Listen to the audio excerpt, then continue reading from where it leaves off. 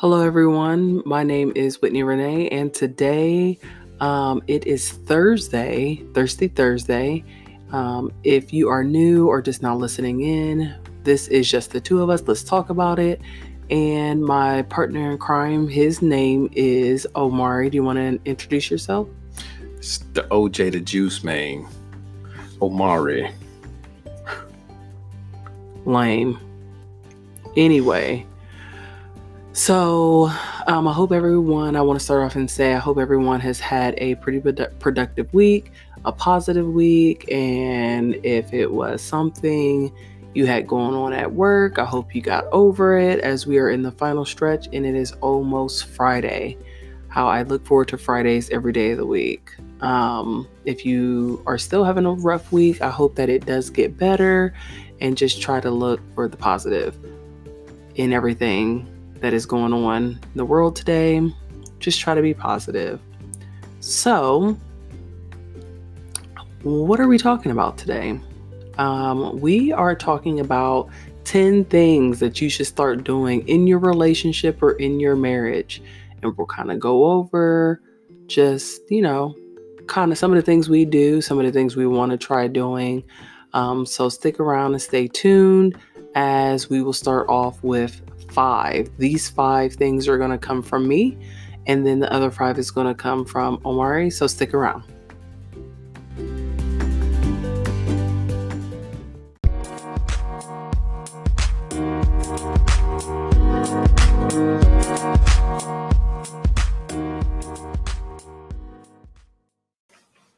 All right, welcome back, everyone. Again, my name is Whitney Renee. And it's Omari.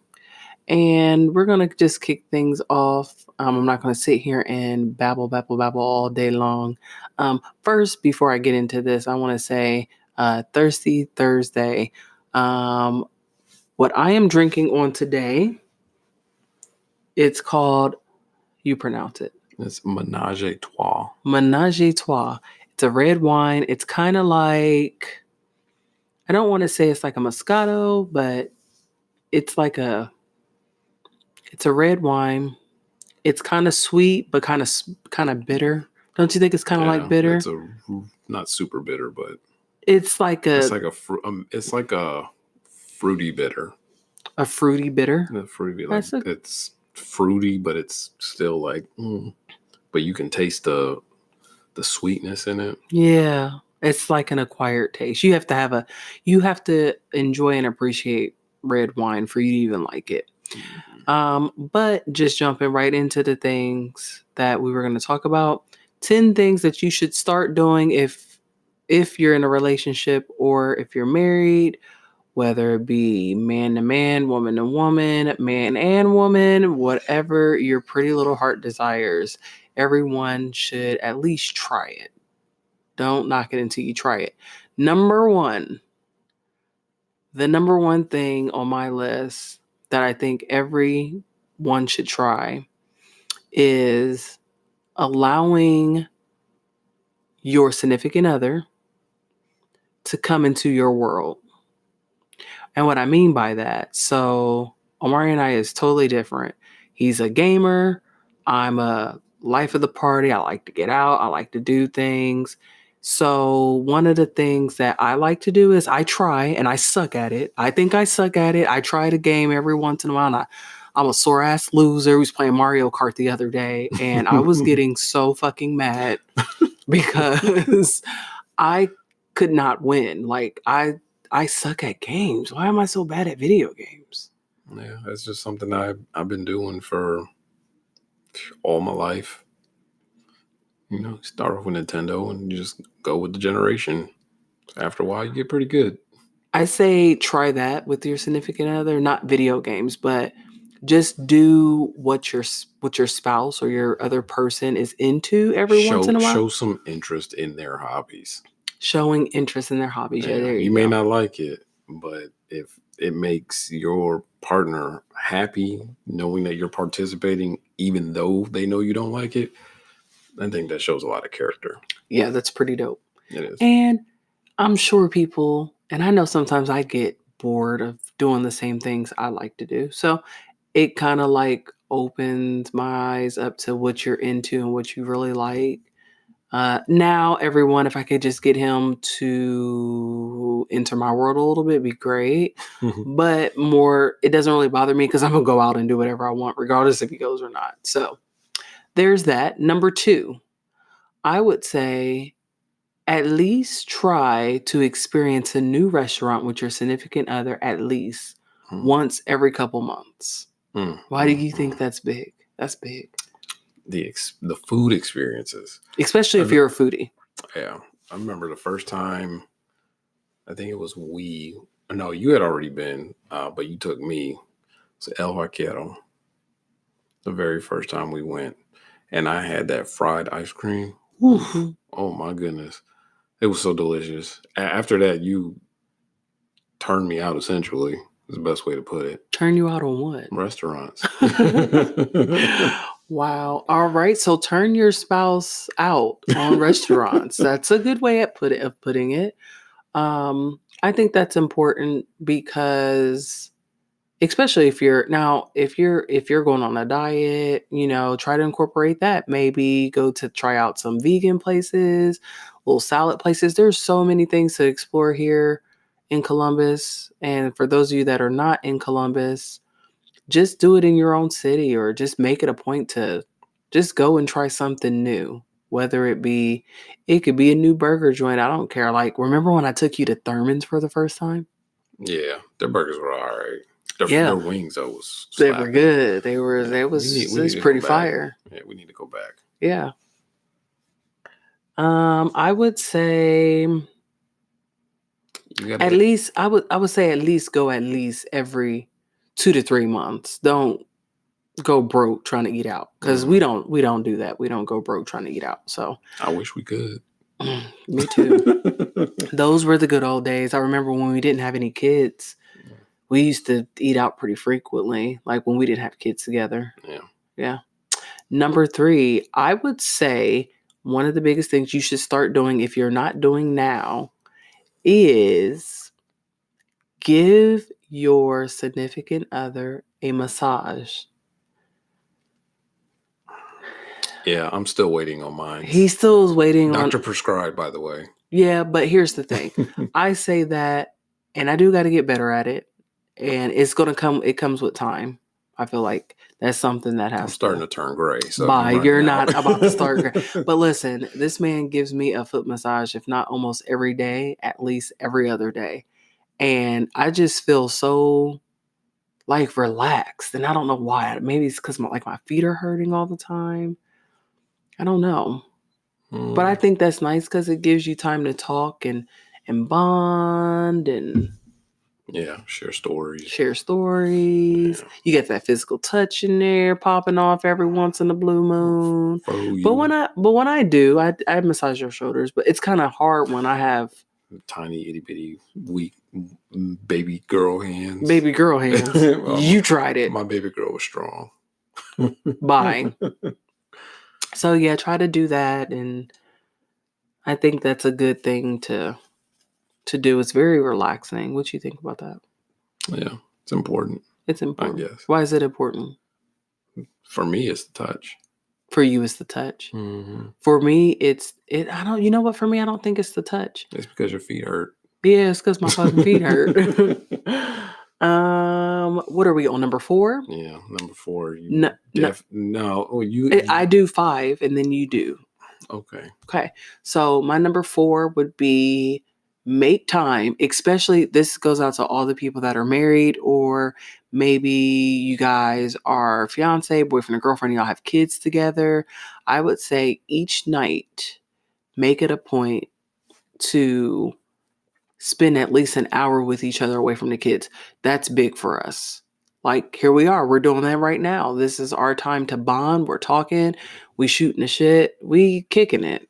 We're doing this. The kids are down. I feel like that's a good bonding moment because it kind of like takes you away from your normal routine. You're kind of like catching up. And it doesn't even have to be to talk. It could be y'all both quiet, sitting in the living room. Staring at the walls. Or on your phone. Or just, cuddling with each other and just in y'all's own world, but together in y'all's own world. Does that make sense? Yeah. Why do you think that that's important? You can really, at the end of your day, and whatever day it is, be yourself, like your raw self. Like throughout the days and, throughout the weeks, whatever, during the day, you put on this, oh, I got to be happy and go lucky for the kids, got to make sure the wife is happy and got to do this, go to work, blah, blah, blah, blah, blah. So by the time you get home, you're just like, you're blah. But after the kids go down, crack open a beer, throw one back, and you get to talking with your spouse,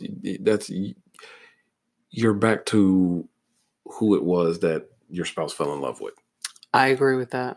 Because we do that a lot. Like when all the time. Like when I run and jump on the bed and I do like my gymnastic moves. Oh my God. They're pretty dope. You acted like a little Olympic gymnast last night. Oh yeah, it was great. It was so funny. And then she got a Charlie horse. I did catch a Charlie horse though. And that's when it was like a quick reminder to myself that, bitch, you not motherfucking young no more. Stop doing that shit. So note to self. Number 5, I would say number five. One of the things that I do is, if you're an artist of any sort, and my husband tells me all the time, oh man, you washed up. I absolutely love singing. For those of you who are listening that knows me personally, I absolutely love singing. And one of the things I do, and I think that it makes our relationship, find your thing that you're really good at that is going to be unique and different to your spouse. Like, oh, this is so funny. So one of the things I do is I sing, and I sing stuff like out of nowhere. Like, I don't even know. What's a good example? Rap lyrics. I do sing rap lyrics all the time. Oh my God. Like, oh baby, oh baby. No, that's not even my real singing voice. But I don't know if you guys have seen it, but they have that. What's his name? Roddy Rich. And they put a picture of Tony Braxton up there. And they said, if Tony Braxton sang that song, and I think it's hilarious because that's some shit that I would do legit, is take a rap song and make it into a R&B trap song. And I sing in the shower. To me, that's a form of me letting my hair down. I'm singing to you. One of the things that you do that I find that is funny is when you randomly bust out in song too. That makes me happy because yes, you do. You'll go, what do you be saying? You be like, yeah, trying to make beats. Yeah, he tries to make beats and stuff, and I think it's funny. And I think it's funny because I'm a music head, so it's like, okay. I really don't even notice I do that. You do, and it's like, often. Yeah, it's pretty often. Like all the time. And sometimes I'll be like, why is he doing this? So that was my 5 most important things. And really, I have a bonus one, but I'm going to let him say what his 5 is. And, whatever. We might have the same things. I think we'll have different things anyway. We'll definitely have different things. Different things. All right, cool. So I would say those 5 things are really important just for that reason. So that for that last one, just find something that you're really, really good at and incorporate it in your relationship just to add like humor into it. Because that's one thing that I do. And even though I know that I can sing, my husband gives me grief because I don't do it as often, especially having the kids. But he'd be like, man, you washed up. You need to get yourself back in there. But I think it's funny because it's motivation to me that makes me sing anymore. I dance around with the kids and sing and all types of stuff. So we're going to take a quick little break. You got anything to say about that last one? No, that's not for the listeners. No, it is for what? No, this is my comment. Your comment? Yeah. Bye. Yum. All right. Well, we are going to take a quick little break here and we will be back. Welcome back. It's just the two of us. Let's talk about it. And we are going to continue on with the 10 things that we believe you should do to have a healthy relationship. Number 6 for me, explore other cultures frequently. Like how we said, go to the restaurants and, you don't have to go broke. Experience restaurants or something like that, food, dance or something like that with your spouse. that's more bonding. You learn things. I think that's important. You won't believe the amount of things that I've learned since me and you have been together. Going out to different restaurants, talking with different people, having our own experiences with that, and then being able to share it. You don't think that's important? I think it's important. I just think it kind of ties into number one. Yeah, but there's more to it. It's not just man. What? Okay. Well, number 7. I think it's very important to have a plan. Planning, setting goals for each other, pushing each other, getting your spouse or partner in a mindset that if they're not in, you can put them in. Just that challenge and that drive. I think that does a lot. Does a lot for us. Yeah, it does. I will agree with that because sometimes I feel like sometimes you can be a little bit more tougher on your spouse than you are with anybody else that you may come in contact with, only because you just kind of think that they should. There's a saying, if you knew better, you would do better. So that's a good thing to have in a relationship just because, like you said, just being positive, having that plan, it's encouraging. You could kind of check and see where each other's headspace is at. When you're feeling down, I feel like your partner should be your pick me up, but you should also have that for yourself. Yeah. Too. You can't always leave that up to your spouse. No. So I agree with that, but not really, because there's a lot of things that you're going to kind of have to do by yourself in that aspect, as far as being like positive, in order for you to be just as positive for your spouse, period. You have to. Maybe. I mean, I could be as excited, but not overwhelmed. Like how if I say something or I do something to be like rewarding, I'm like, yay, but you might be like, yay, it's great. It's a good idea. It's nice, but I'm not over the top excited about it. I don't know. Okay. What is that? Number 7. So we're on number 8. Yep. Ooh. Help each other get out of y'all's bubbles. 100%. Get them to do things that they would never do. Get them to like be their hype man. That kind of goes hand in hand with allowing that person to be. I mean, I see what you're saying, but it's kind of like the same thing I said. See, we have a similar thing because I said allow that person to be in your world. So getting out of your bubble is the same thing. You're getting out of the bubble because you're taking yourself out of your normal element to enjoy something that your spouse likes. Same thing. Mm. So we're tied on that one. Okay, yeah, yeah, I can see that. Why do you have to have the same stuff as me? So it was 6, 7, 8. So what's this number 9? Oh boy. What's a good one? I'm trying to think of a really good one. Help me out. What else do you have? This is all about you. I've done my 5.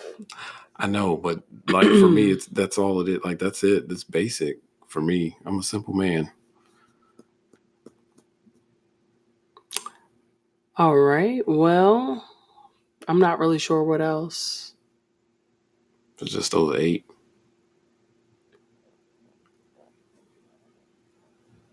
I know I have something. Because there's just certain things. Yeah, a lot of mine's meld in with some of the other topics. Interesting. Yeah, because I mean, like, so being the hype man for your spouse, like you said, is just getting out of your bubble, because you're putting yourself out of your bubble but into somebody else's. So like being that encouraging person is like the same thing.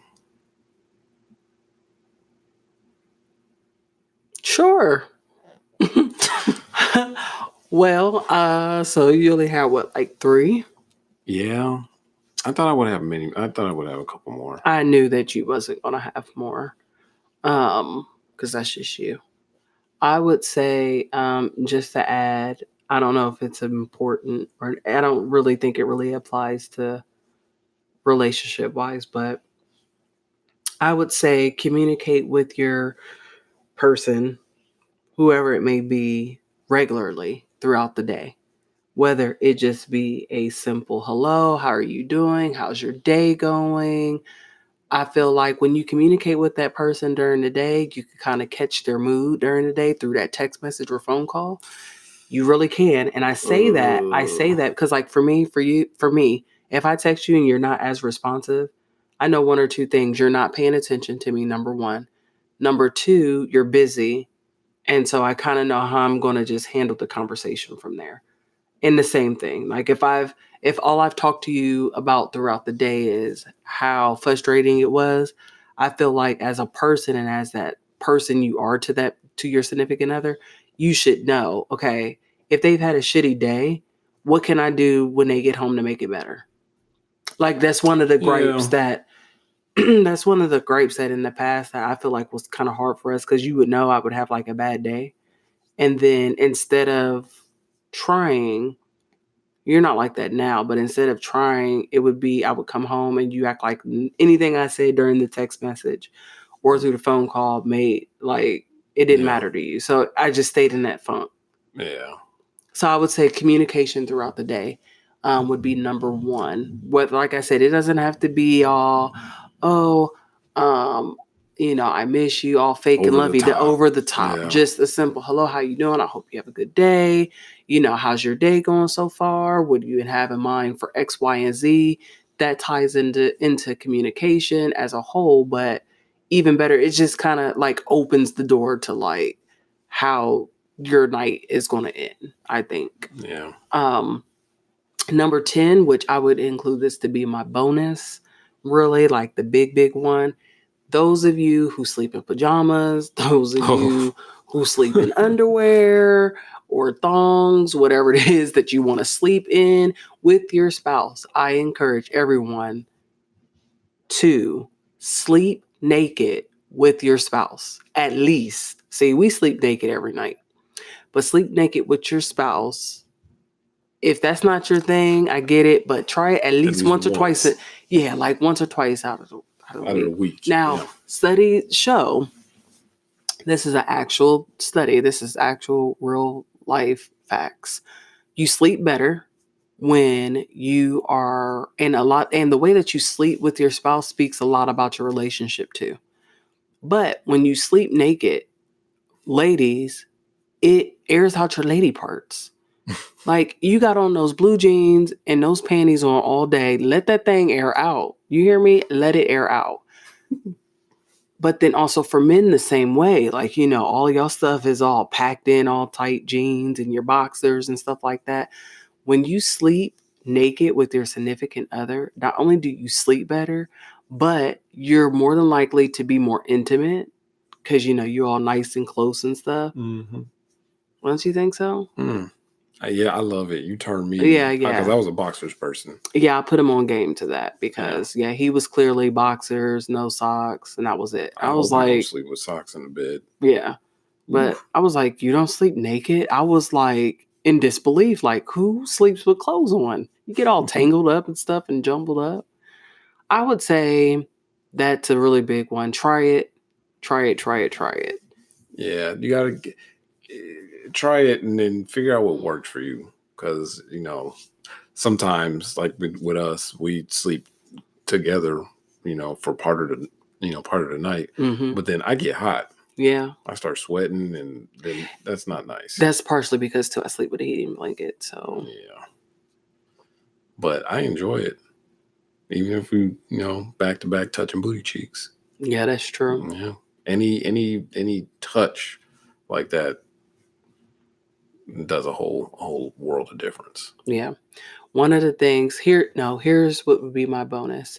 What we started, and we're going to continue to do this because this tonight will be our third night doing this.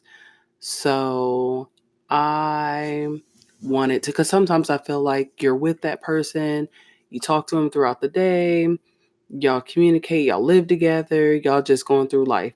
But what we started doing is we started saying reasons why we love each other today and why we will always love each other. That has been putting me in such a great mood at night for whatever reason. Really? Yeah, because it's kind of like that your spouse loves you and stuff like that, but just to hear that, like that's pretty dope. Yeah, we should probably slow it down though, because I'm gonna run out of reasons. You'll never run out of reasons. If we do it every night, we sure will. Bye. Anywho, so those are the things that I think that everyone should start doing or try doing if you're not already doing it. If you're a person that writes things down, write it down. Kind of just do an experiment. Just try it. Get out and try it. Don't knock it until you try it. And do you have any other bonus ones or anything that you could think of? Experience and touch and sleeping naked. No, I do not. Okay. I think you pretty much came out with everything I was thinking. Is that right? Yeah. Interesting. Yep.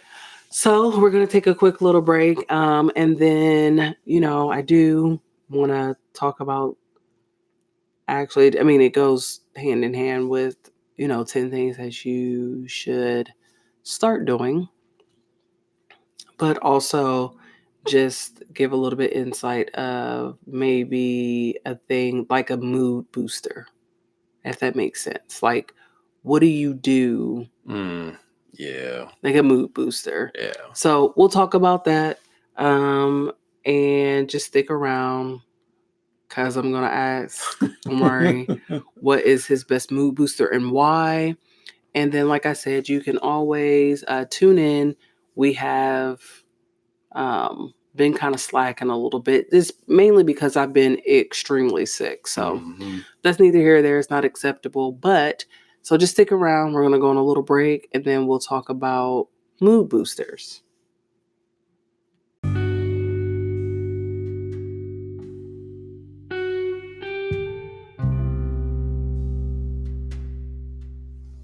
All right. Welcome back, everyone.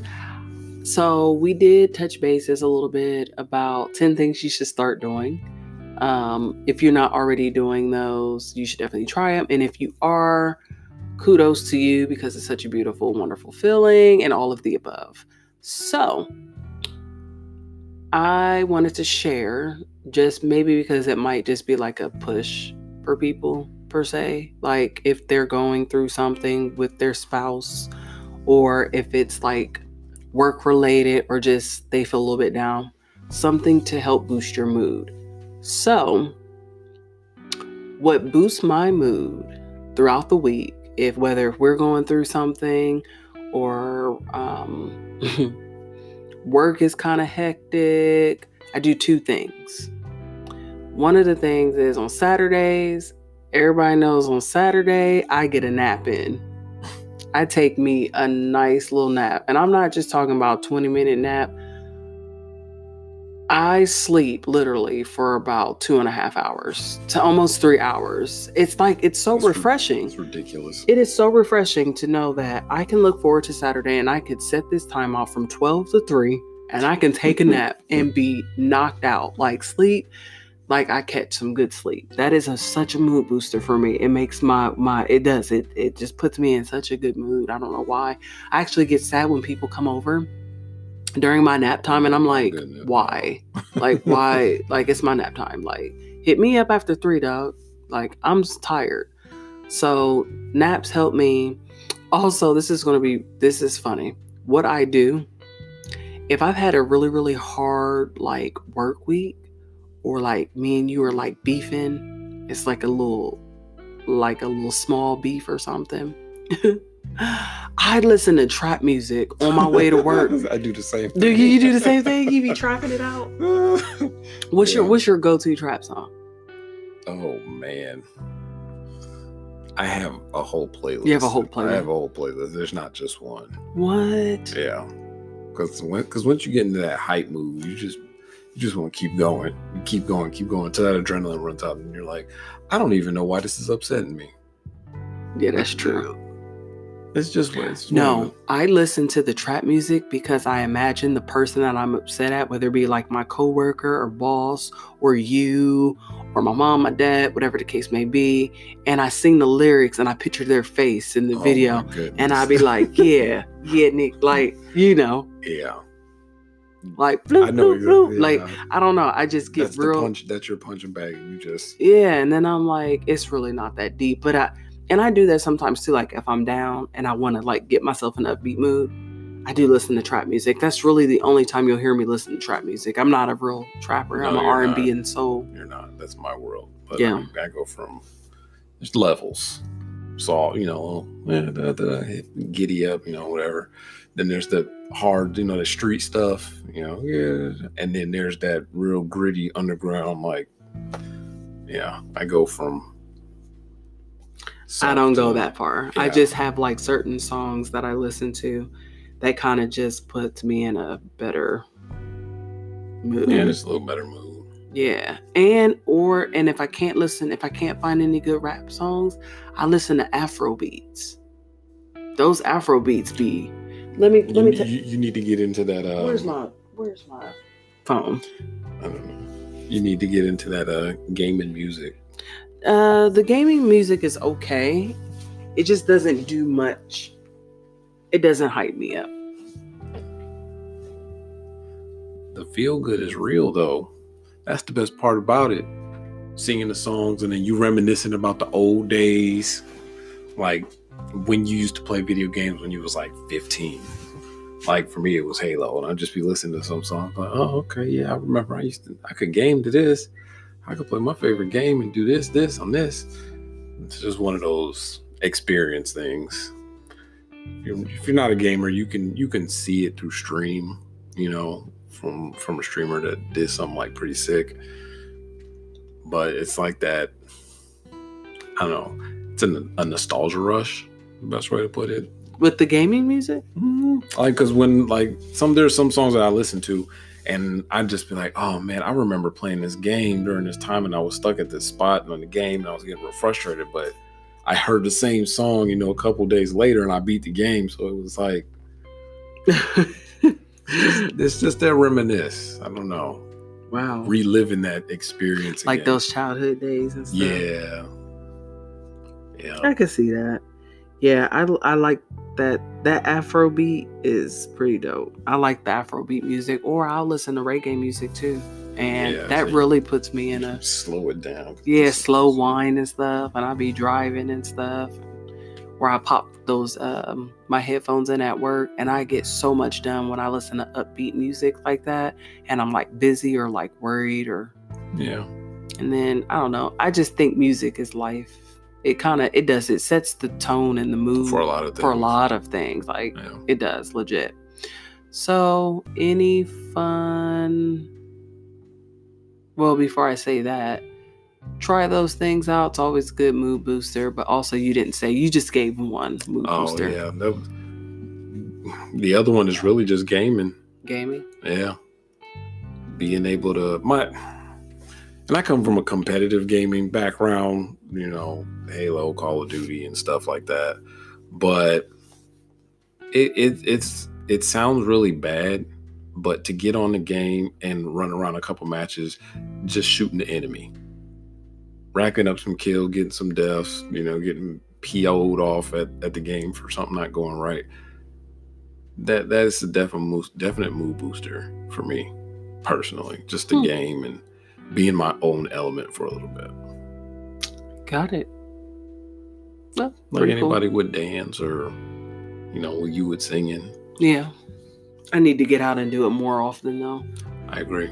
But so try those things. If you're into those things, read a book, journal, work out.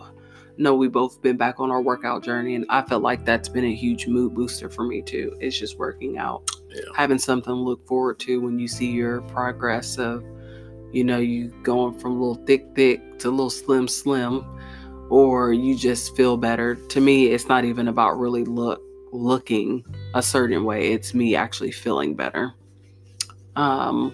So try those things. Did you have any interesting or like anything that you read recently that was kind of like, huh?